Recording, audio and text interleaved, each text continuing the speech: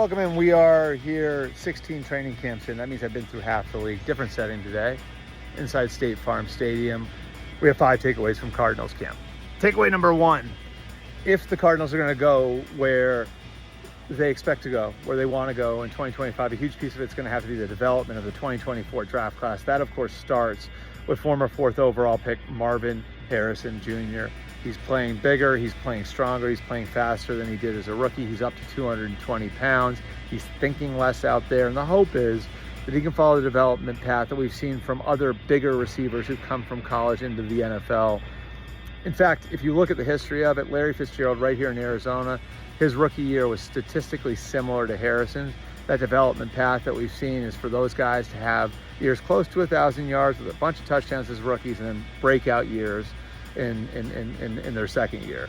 And so getting that sort of year from Harrison would obviously be huge for the Cardinals. Elsewhere, Max Melton was ascending towards the end of his rookie year. He looks like he's picked up where he left off at corner. Darius Robinson was never 100% from an injury standpoint last year. He should be a big piece in the defensive line.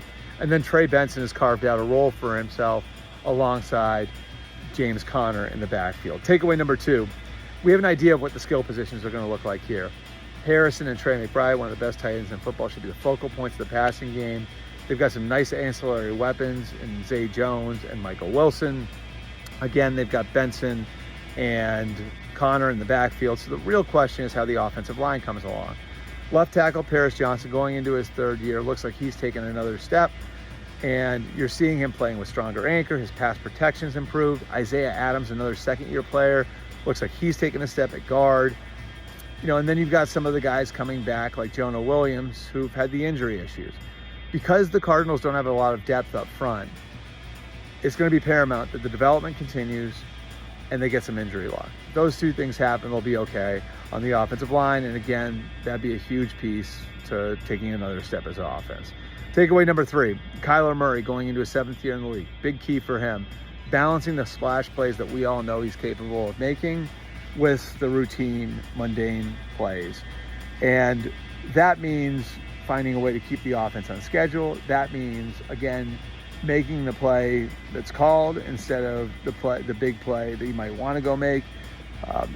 This dynamic, I think, will go a long way towards making right what went wrong at the end of last year. The Cardinals started 6-2 last year. They finished 2-5. Over that 2-5 finish, turnover margin was a huge issue for them.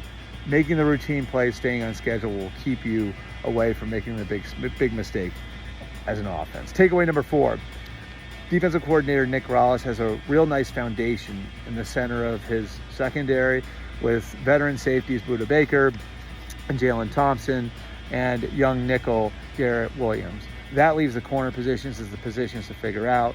You figure Melton will be one of the starting corners. 2nd-round pick Will Johnson is trending to become the other starting corner. He's come in and looks like a veteran already with his football IQ, his savvy. Keitrell Clark has started games for the Cardinals in the past. And then another rookie, Denzel Burke, has shown that he's got a lot of upside at the position as well. So it looks like Melton and Johnson will be the 2 starting outside corners. I think the idea from here is, how do you mix and match these guys? How does the whole thing work together? There's a chance the secondary could go from being pretty good to really good if the corner situation is right. Finally, takeaway number 5, there are plenty of people here who feel like the front 7 could wind up being the strength of the entire team. They bring Josh Sweat over from Philadelphia. Looks like he can be a force against the run based on what they're seeing in practice. A really good pass rusher. Baron Browning's had a nice camp opposite him. They have Mack Wilson as an off-ball linebacker. He's moving from the Will spot to the Mike spot. He's got the green dot, and his experience has been huge from a communication standpoint during camp. And so then from there, what will determine where they go is how the defensive line plays out. Darius Robinson, of course, the former 1st-round pick, has talent. Calais Campbell is back here. Dalvin Tomlinson has plenty of experience as a nose tackle. The one guy to watch, though, is Walter Nolan. He was a menace in the spring. He looked like he was poised to have a huge rookie year. Then he got hurt. He's missed all of camp. Whether or not he makes it back for week 1 is very, very iffy.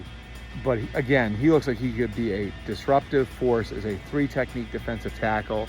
The hope here is that they can get him up and running and in football shape, and they'll take their time and be cautious with that. And by the back end of the year, he could be a real integral part of what they're doing. And again, what should be a pretty good front seven. As you guys can see, they're closing up shop here. They are rolling the field out to get some sun in the 115-degree heat out there. Appreciate you guys coming out and checking out all of these videos.